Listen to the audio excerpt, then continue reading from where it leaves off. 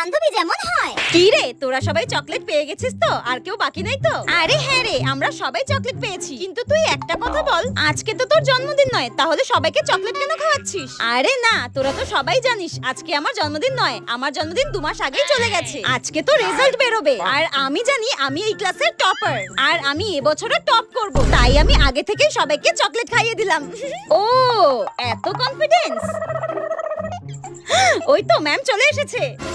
Students, আজকে আমি তোমাদের রেজাল্ট দেব, আর এইবার তোমাদের ক্লাসে টপ করেছে, সবাই জানে আমি টপ করেছি, শ্রেয়সী পাল। হ্যাঁ, আমি টপ করেছি? আমি তো ভাবতেই পারছি না।